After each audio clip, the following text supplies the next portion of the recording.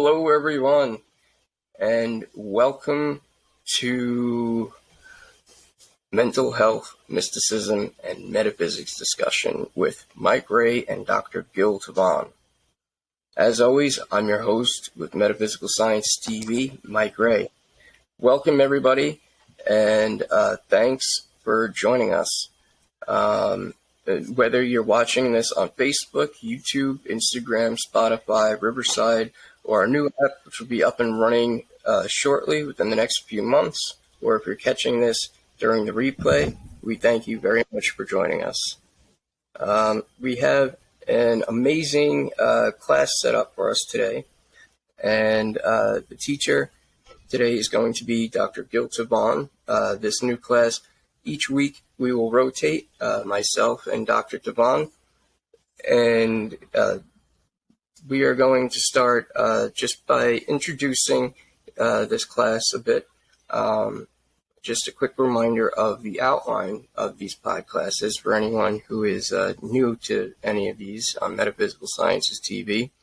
First, we'll be having the lecture portion of the podcast, and then we'll be opening things up to discussion and taking questions during the interactive portion in the second half. So if you guys could all please be so kind as to keep yourselves on mute until the interactive portion so that there's no sound feedback or no talking over one another, so that we could just keep an organized environment. Plus, this is going to be recorded and the replay will be uploaded onto Metaphysical Sciences TV on the YouTube channel. Announcements for this week. We have the return of my Mental Health, Spirituality, Metaphysics Talk podcast, which is going to be every Wednesday at 8 p.m. Eastern Standard Time, which is coming back this Wednesday. And of course, again, I can't express this enough. We will be uploading new videos in addition to all of the replays from these podclasses on the Metaphysical Sciences TV YouTube web channel. We also have another announcement. I've made this one before, but it's very important, so I think I'd mention it again.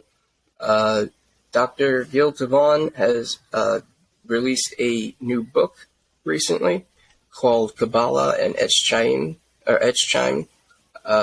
Wheels of the Tree of Life. Right now it is being translated from Hebrew into English, and we hope very much to get that book spread out to more people, and perhaps even get a look into it. Okay, so in this series, we will be discussing different metaphysical topics, ranging from but not limited to anything you could think of important, including meditation techniques, mystic practices, esotericism, talking about angels, mental health, holistic medicine, natural cures, metaphysical medicine, astrology, palmistry, dietary laws, nutrition, and then even interpersonal relationships, romantic relationships, coping skills. And tonight, the topic of discussion will be healing from trauma, learning how to accept our reality, and moving forward. So, without further ado, I would like to hand things over to the man of the hour once again. Welcome, everybody, Dr. Gil Tivon. Dr. Gil Tivon, everybody. Good evening to you all, Mike, my dear friend and host, and everyone that is watching at home, and it will be recorded and listened to and watched later. And so I do know that quite a lot of people have an interest in this. And if I understand correctly, Mike, just to line up, and that is the first session to do with, I see. Is it better now? Is it better now? A little bit lower. We can just see the top half. That's better? That's better. That's better. Now we can see. Thank you. No, very good. So this is the first session because it's a huge topic. So we're going to take it from the top and discuss it. And of course, you can write it to the chat exactly what you feel about it and where you experienced it, because everyone's experience is different. But I'm going to give you general skills and tools how to go through this. And in upcoming sessions with me, that will be once in every 2 weeks on the Mondays, we're going to also do different kind of meditations and other things that will help you to start the healing process. So first of all, let's take it from the top and understand that we each go in our life through different forms of trauma. And these usually cause us different kind of symptoms, or rather emotions, such as hurt or fear or pain or anger or the freezing mode. So what we have is that moment, however long it takes, and we do suffer from the pain that comes from it. So everyone went through their own challenges, and this is a very interesting world, and it is the world of challenges.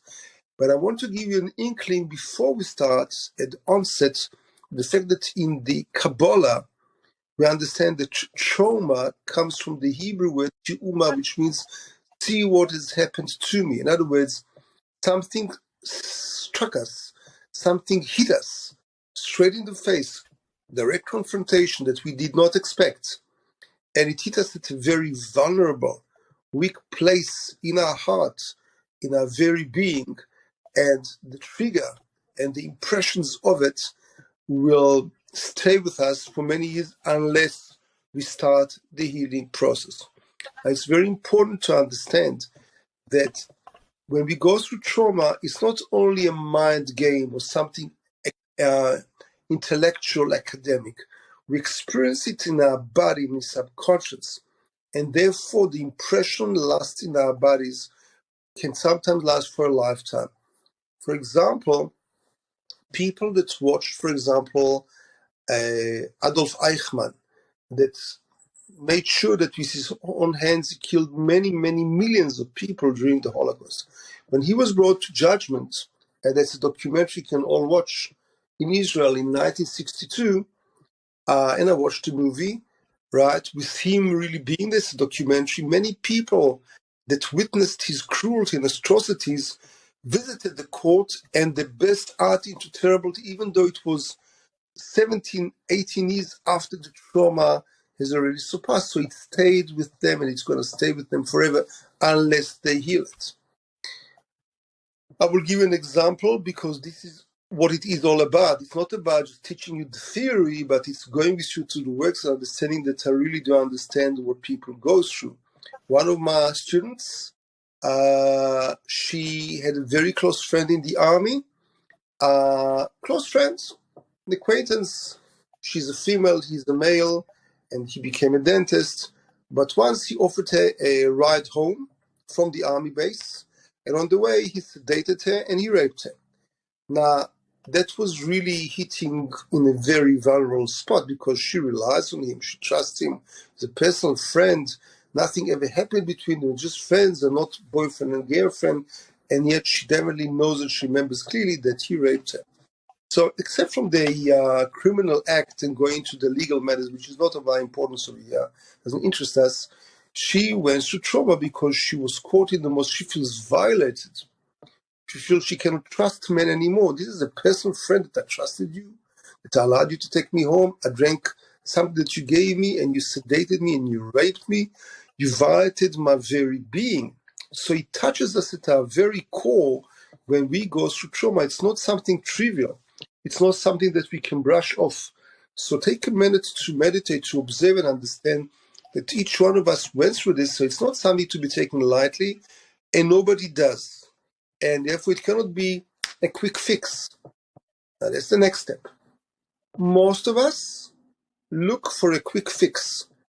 Let's come to Dr. Gil Tivon, is going to hypnotize us and it will go away. Well, maybe once off, maybe that's not going to be enough, but it's not a fix-it process. This process is a process of healing, and healing by definition is a journey. Because it takes time for your body and for your emotions to get in line with your new reality. We cannot just forget and flush away and wipe out things that happened to us in the past. That's impossible. Things that happen to us is part of our personality, and our personality creates our personal reality. So whatever we've been through, that's our book of life. I just can't wipe it off and just carry on, brush it off, and carry on. My father, my late father, he passed away about 7-8 months ago. When I was really a toddler. He was in the army and he served in a war. And one of his best friends from grade 1 got a missile right through him, and he saw it. They changed my father's life. He decided to immigrate from that country. Traumas do not leave us neutral. We cannot carry on and brush it off and just push it away. We're not CIA agents. We're not people that are you or KGB agents or Mossad agents. We take things seriously, life and death, feelings especially. So the major thing that trauma touches is not the mind, but rather the heart, the emotional level. That's where it strikes home, that's where it hits us, that's where we're vulnerable, that's where we take to a betrayal of others. Betrayal in monies, cheating in monies, betrayal in marriage, anything that you want. Betrayal as you are a girl and you have a friend girl and she betrayed your trust and she flipped on you with another girl. That's a trauma. So nobody can say to you, oh, you're not suffering. You personally, from who you are, from your uniqueness, the way that you are made in a very sensitive way, can go through your own trauma when others say, ah, the heck with you, there's nothing there. Carry on.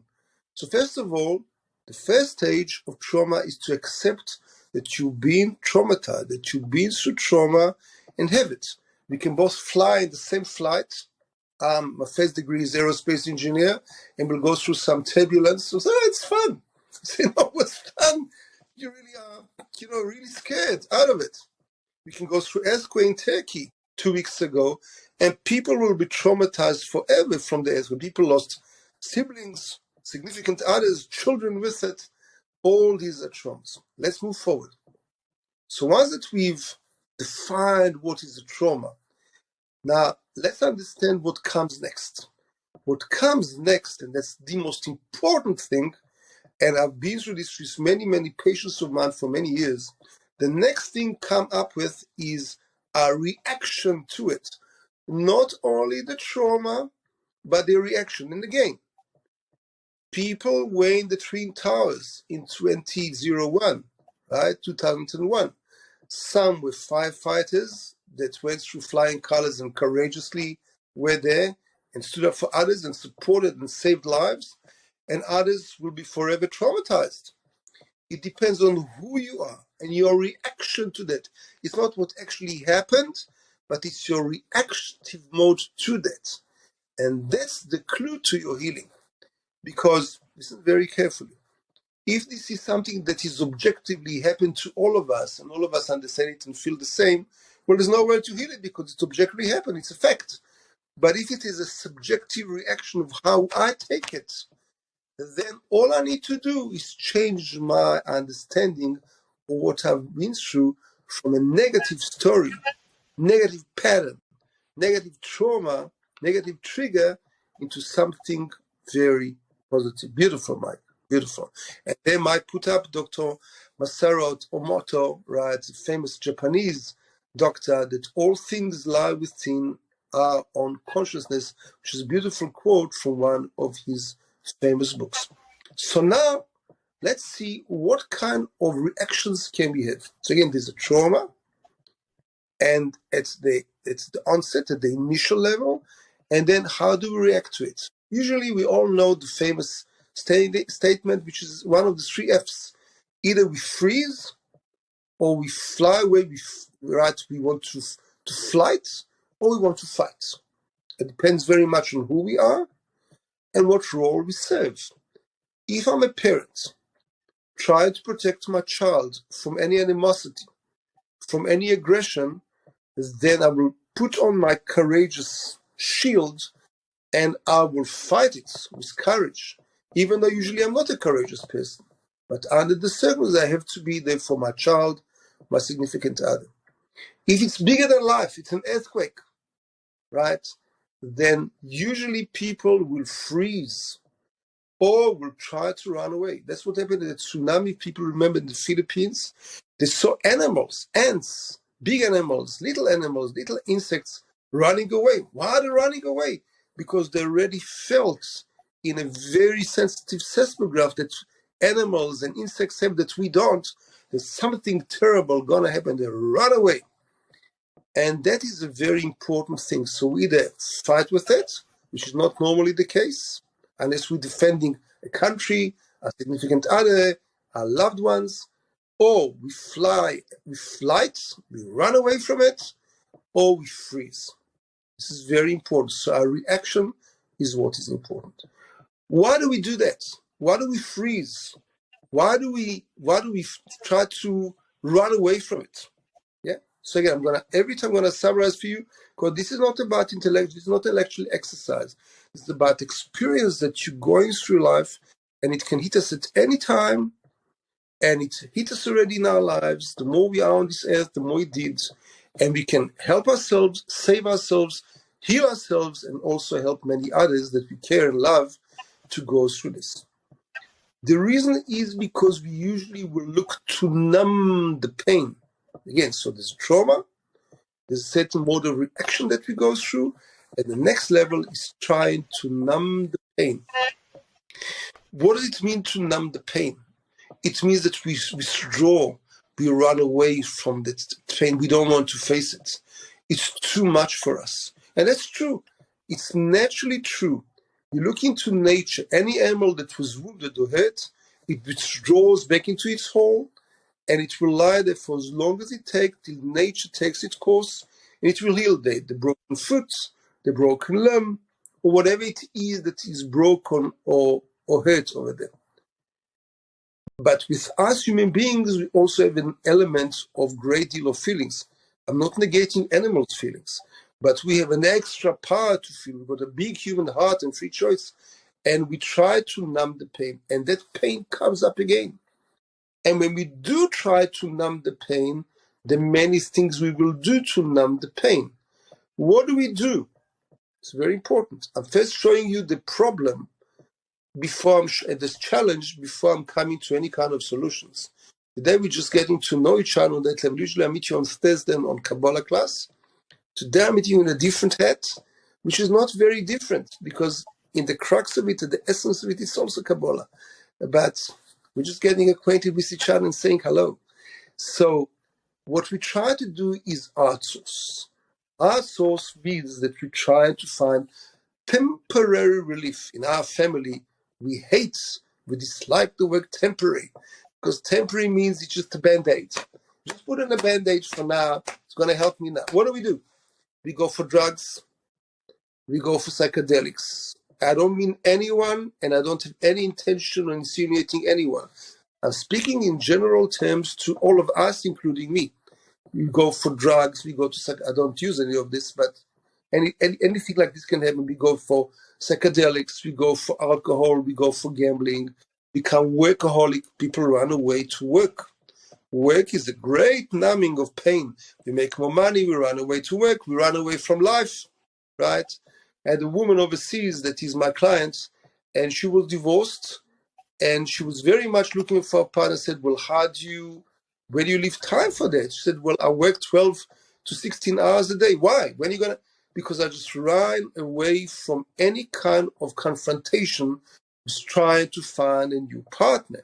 So here, she was trying to run away to work, away from facing the real problem of the first marriage that she had that failed.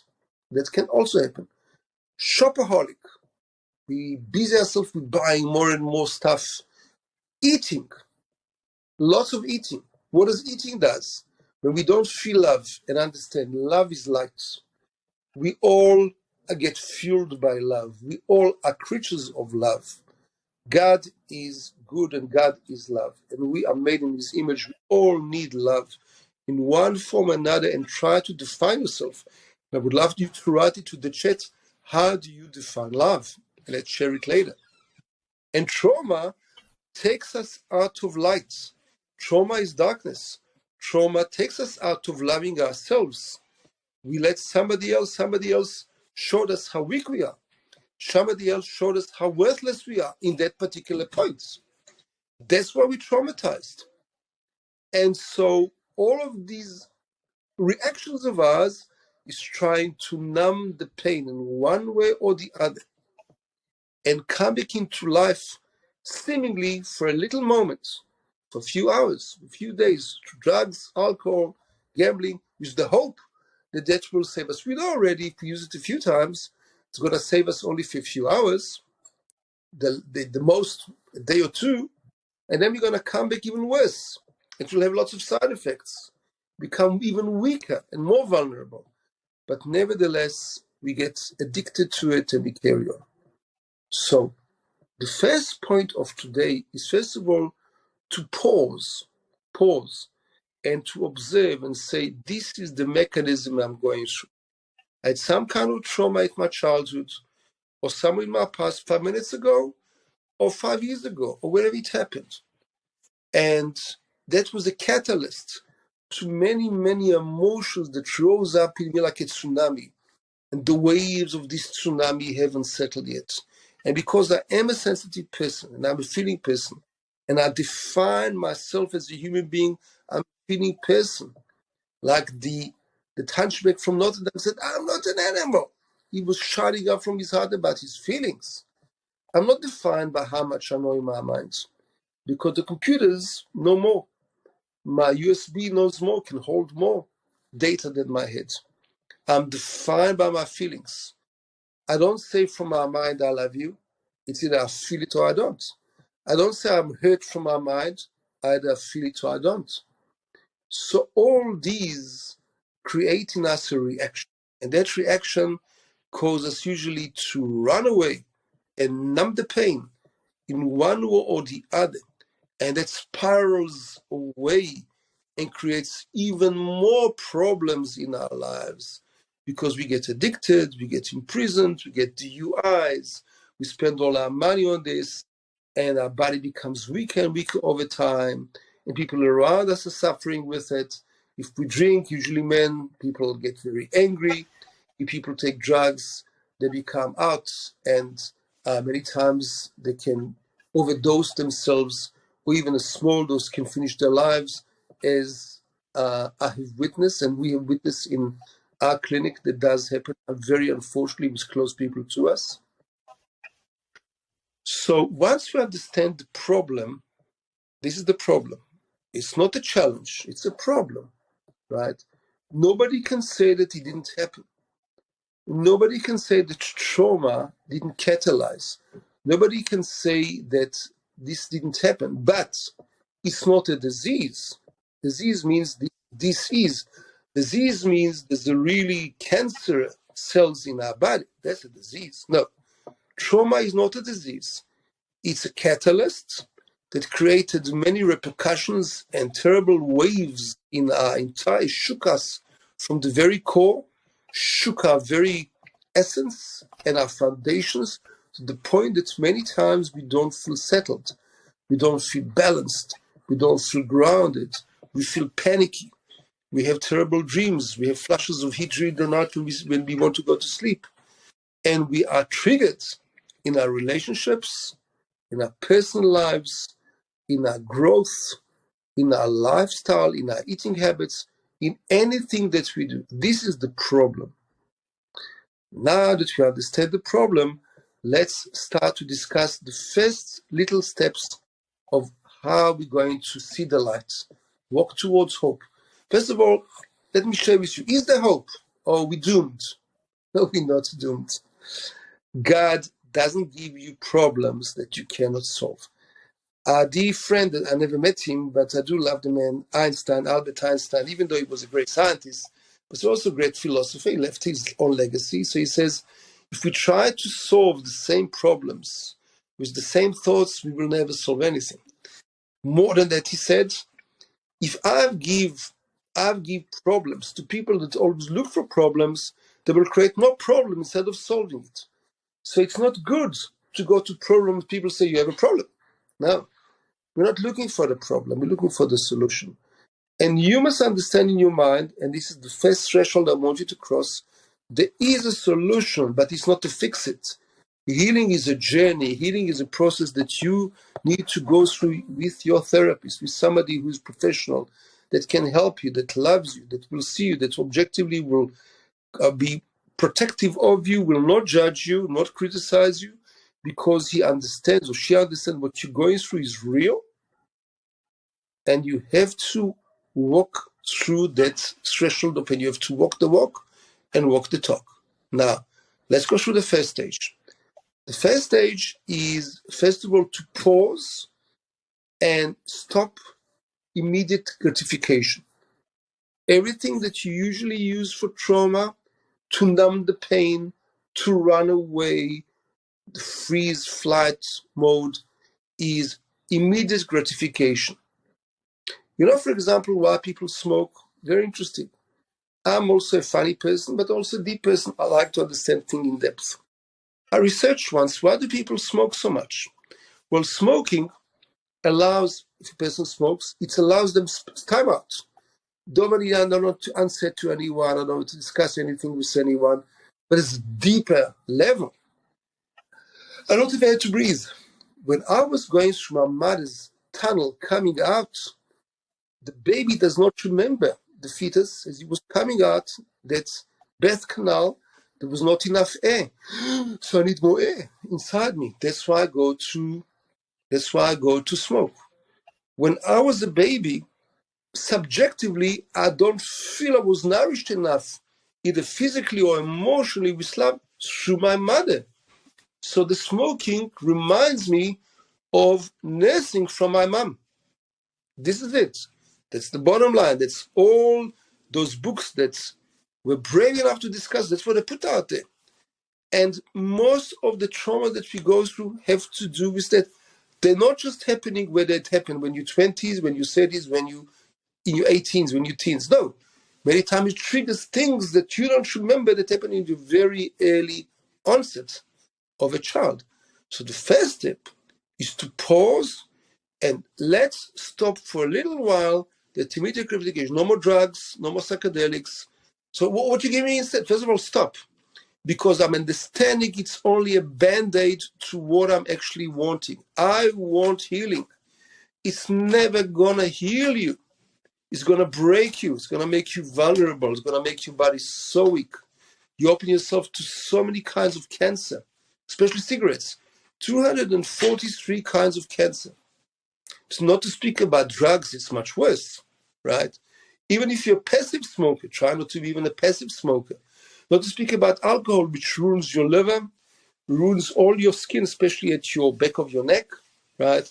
Makes you age much before the time, makes you very angry. And I myself have treated quite a few families that he destroyed and completely turned up to be divorced because of a very abusive nature of the husband that took to drinking to numb his pain and wasn't in control and didn't know what he was doing while he was already in the drinking mode. So first of all, stop the immediate gratification. It does not, it's a band-aid. It will never heal your pain. It will never heal your trauma.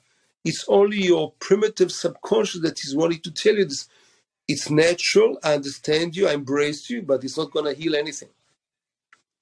Next step, right? Second step is we're going to go a little bit into this. I'm not sure, Mike, how much time we have, but I want to go with you a little bit into this, and this is as follows. I live in Arizona.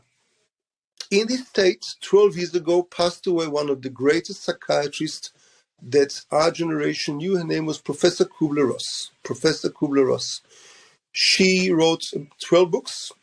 She researched especially clinical deaths, and she interviewed and researched 35,000 patients. Wow, that's a hell of a lot of patients over 40 years.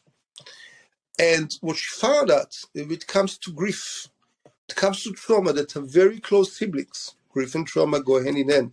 Because when people lose somebody, especially if it's in a war, in a car accident, out of cancer, whatever it is, a child, even an adult, there is never time for somebody to die. It's always the trauma. Then they go through 5 processes, 5 things they go through. First thing we go through, and that's why you go to medical education, they go through denial. I'm not suffering from anything. Or I am suffering, and therefore I'm going to numb my pain, and therefore I don't suffer anymore. Numbing the pain means you want to be in denial, says, for now everything is good. I see a beautiful, happy picture, no need anymore to suffer. That's first level. Denial will never work. If your parents say to you,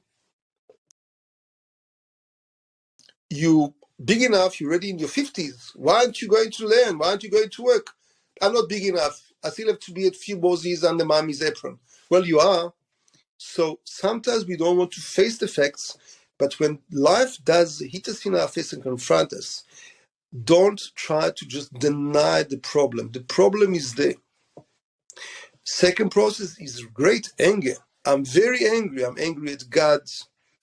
I'm angry at whoever caused it to me. I'm angry at the person who abused me, who raped me, who robbed me, who violated me, who embarrassed me, who insulted me, who pained me. I'm very angry at them. That's a better stage, because anger sometimes is a protective, defensive mechanism. I understand that. But is that really true? Is it really true that if you're going to be very angry at that person, that's going to heal you? It's not going to heal you. It will express your feelings, which you're entitled to. And I want to hear your feelings. I want to embrace your feelings.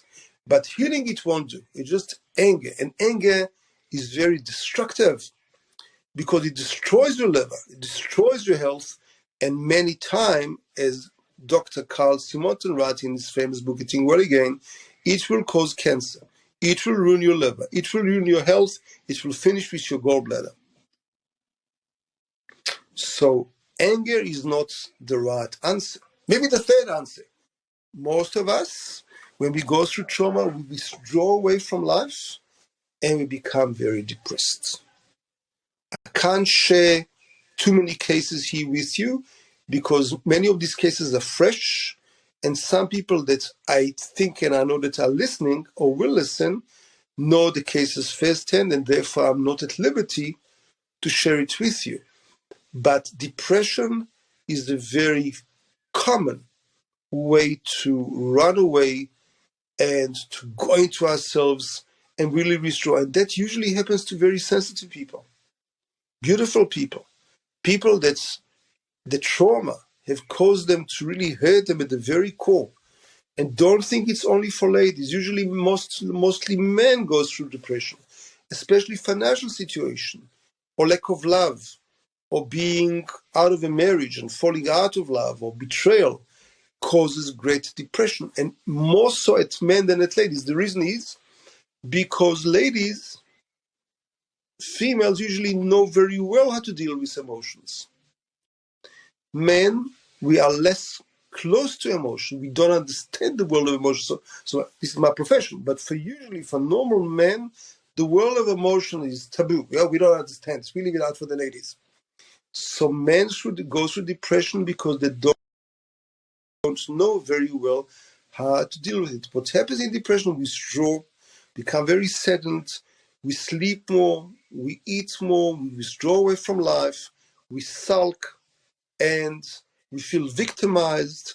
We want to very much blame it ourselves or others, and we go into very negative patterns of thoughts, of feelings, and of behavior as well.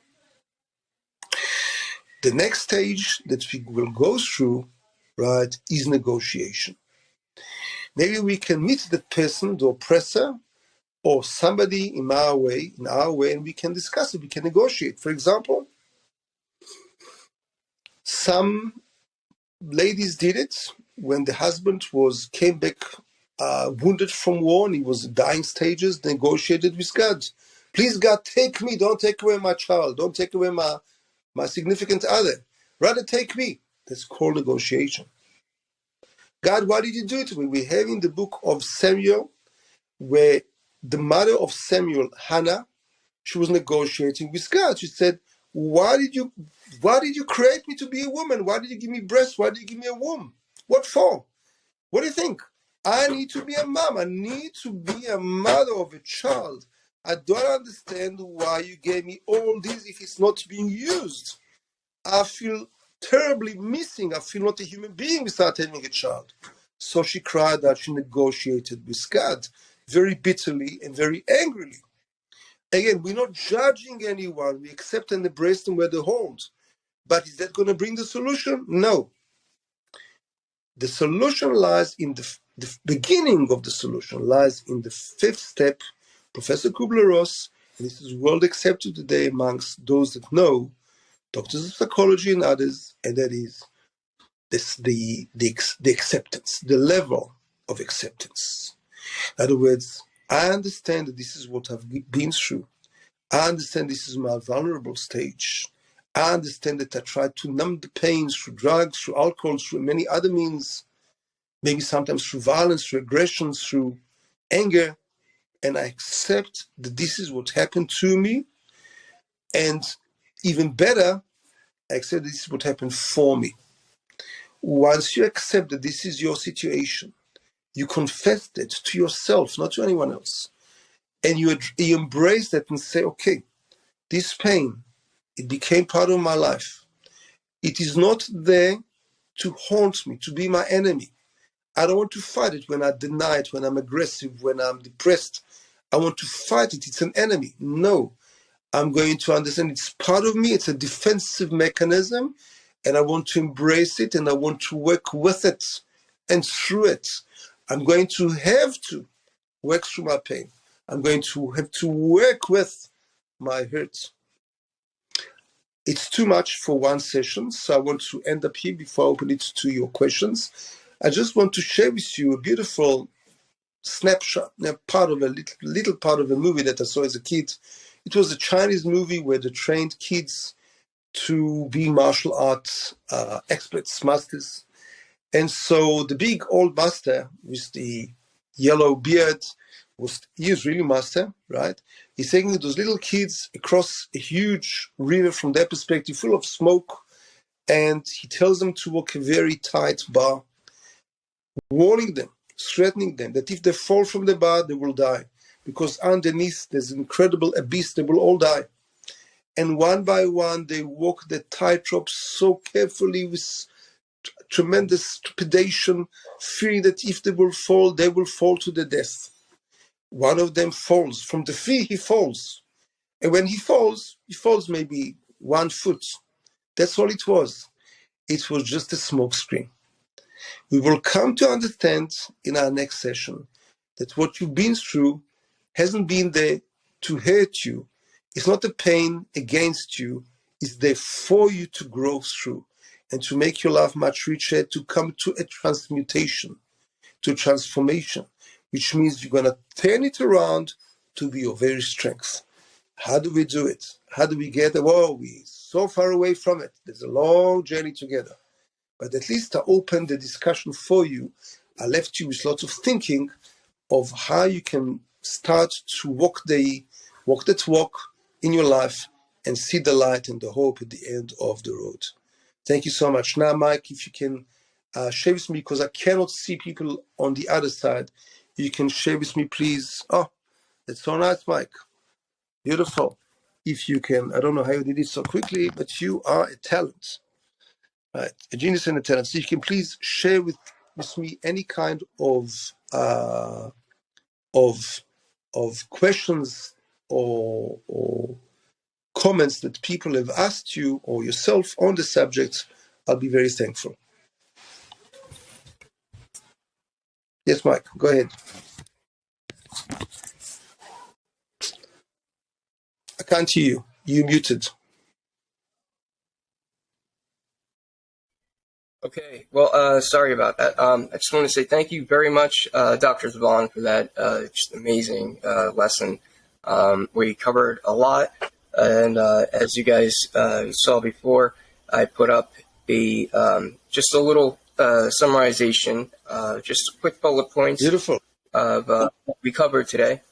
So one of the things was to find the root cause of the trauma rather than trying to cover it up with the Band-Aid with drugs or some type of unhealthy coping mechanism, and of course, avoiding unhealthy coping mechanisms, finding healthy ones, acceptance and not denial, facing the facts and actually accepting your reality, and then, of course, finally, taking that reality, realizing what you have, and transmuting or changing your emotions while processing your feelings. What I just want to So, sorry, Mike, is that we also discussed one more important point, which is pause for a second, observe, and do not run away. Don't run away into immediate gratification that will numb the pain temporarily.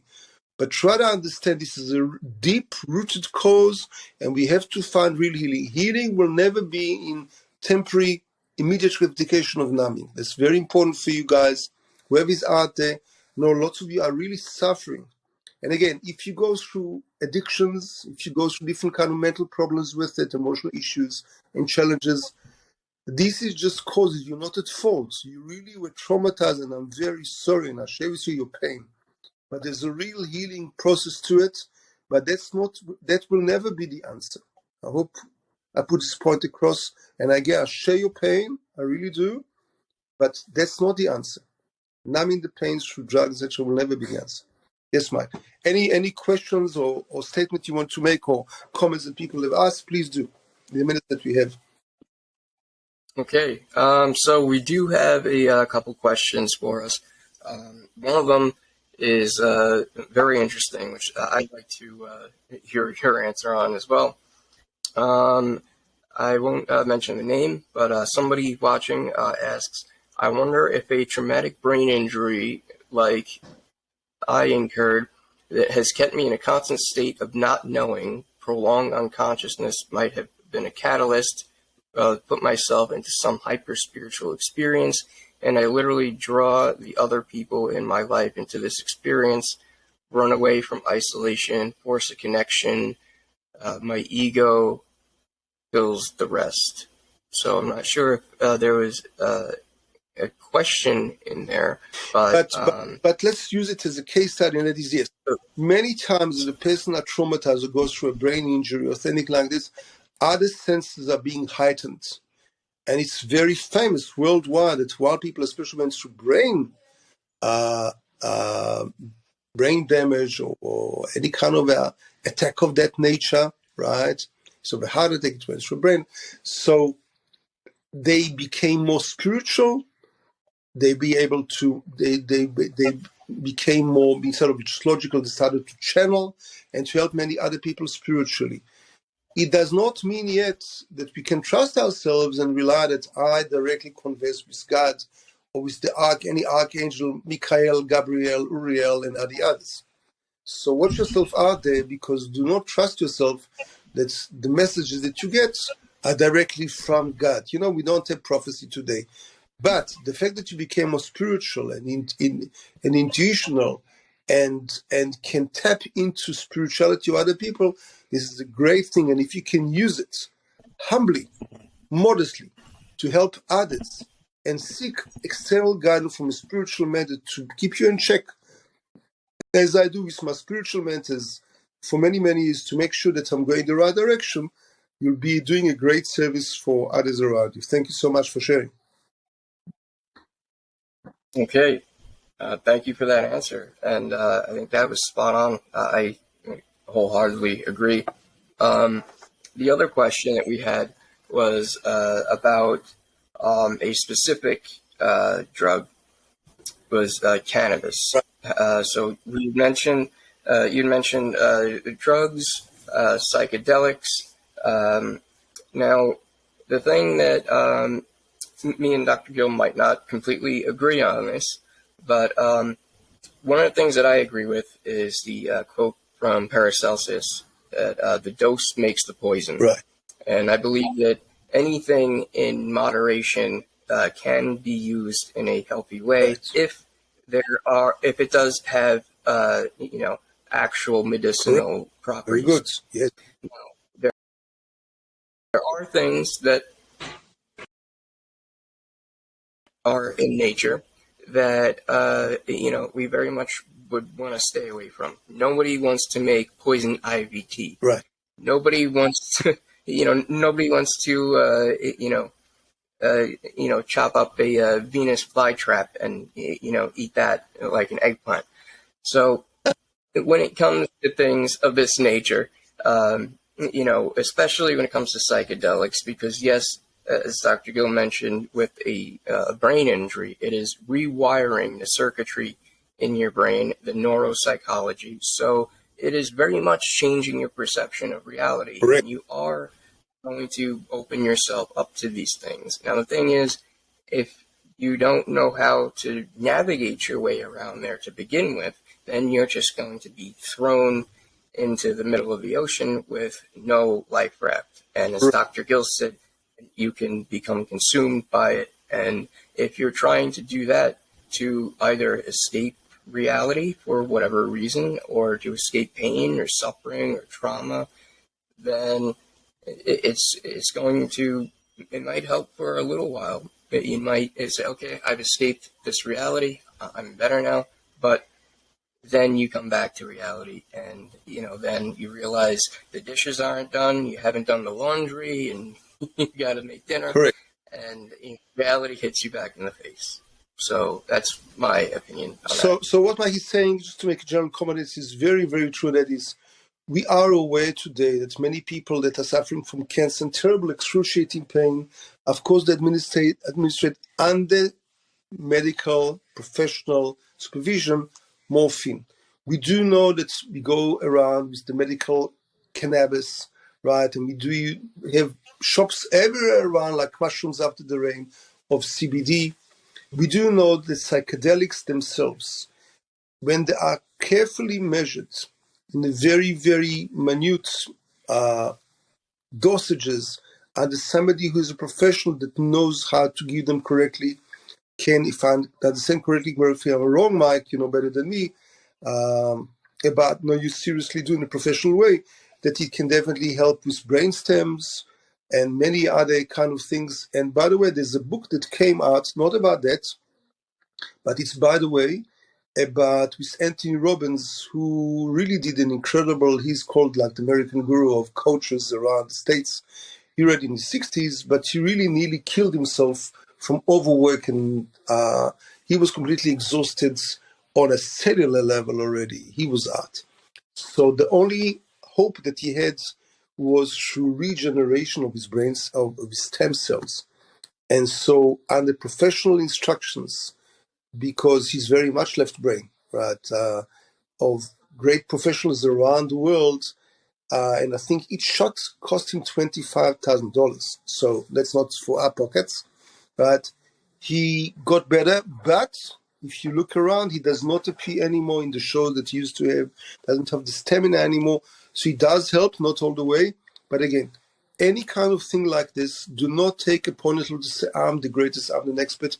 You need some kind of professional that knows what he's doing, supervise and to monitor and to administer, because that will ensure that you don't become addicted. And many people do take different kind of medication for depression, for example, they become addicted to the medication because many of them have got lots of side effects, and some of them have got really immediate gratification, and you become even Ritalin, right? And you get so used to it that you become addicted.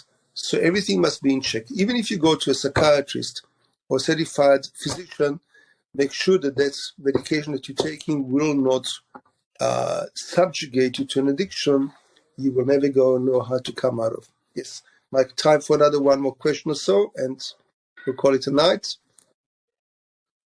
Well, we don't have any more questions at the moment, but I did just want to make a quick announcement, just to add on to what Dr. Tivon was saying, that having proper instruction and guidance while you use things such as psychedelics or these things in a medicinal setting, it is very beneficial. And as Dr. Gil mentioned, I myself, I suffer from multiple sclerosis, which is a neurodegenerative disease. And as he said, in what they call microdoses, microdoses of these psychedelics, they are known to actually help regrow brain cells, neuronal pathways, and help promote stem cell regrowth, which luckily for me, I had lost vision in my left eye, and it was able to be restored, as well Incredible. as the sensation in my left arm. I was completely paralyzed on my left side, and I was able to get movement back and everything. And of course, it isn't just a magical cure. It's not a magic potion, so to speak. You have to work at it, and you really have to know what you're doing. And one of the things that we will be discussing in later episodes in this series is how to go about the psychedelic journey and experience properly. Depending on what you were looking for, it might not be the best answer for you. I know there are a lot of places that do retreats where you don't have to go into the Amazon, you don't have to go into the jungle anymore for ayahuasca, for all these different things. But at the same time, it is something that has to be considered very seriously, because you never know, like if you are doing it for something like depression, it could interact wrong with some of the meds you're on, or you could be allergic to something. You never know. So the best advice that I could give someone before I actually go into more detail about it is to check with your medical doctors, and make sure that you are in healthy condition before you start experimenting with these agents outside of your body that alter your state of mind. Just to make a closure for tonight, this is the first of, and not the last of course. And so we just opened the subject. I know that Mike is going to be on that next week also speaking to you about it, and he's got lots of his own knowledge about it, of course. And I will carry on in 2 weeks. If you have any questions in the meantime, even if it's personal questions, one serious question, a major trauma that you've been through, and you want to do it offline to share with, so my email will be my first name, Gil, G-I-L, last name, T-I-V-O-N. Maybe Mike, I just don't have an ability because I'm now on the phone to do it through the chats, because Gil Tivon at gmail.com, or through Mike's email, or any other way, or you DM us, right, in any other way, through Facebook, any other way.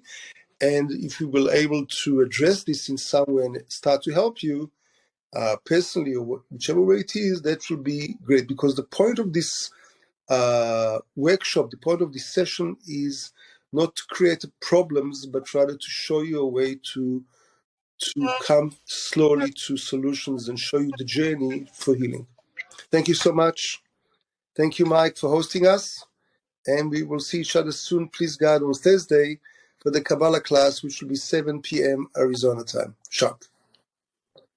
Have a great night. Okay, thank you, Much. Dr. Tivon. God bless.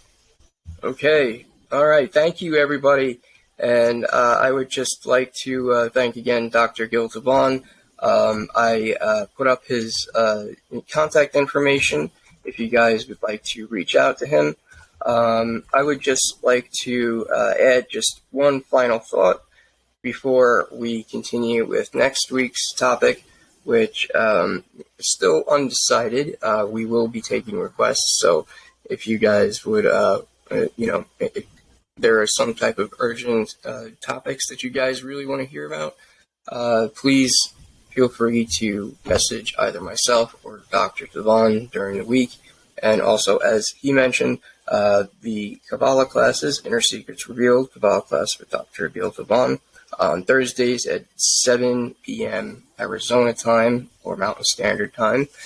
There are now 17 episodes uploaded to YouTube, and we hope that you guys could also join us on there as well.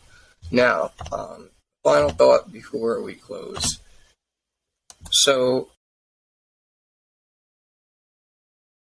we have spoken about suppressing feelings and numbing pain, or embracing reality and accepting and processing of emotions. So I would like to pose a question to everybody. who's watching this now or in the replay, you could just put your answers in the comments, because we would love to see them, and it would help us to be able to put together a better curriculum for you guys to cater better to your needs. So ask yourselves, if you are going through trauma, if you need healing, if you're watching this video, odds are you are seeking some type of healing, or that you need some type of healing. Ask yourself, are you suppressing the feelings and numbing pain in any way? Or are you seeking and trying to embrace your reality and accept and process your emotions so that you could work through them? Now, this is a question that is not easily answered. And this, of course, is a picture of the Tree of Life. Now, this is something taken from the Thursday Kabbalah classes with Dr. Gil Tivon, and a good representation of a good, balanced mind.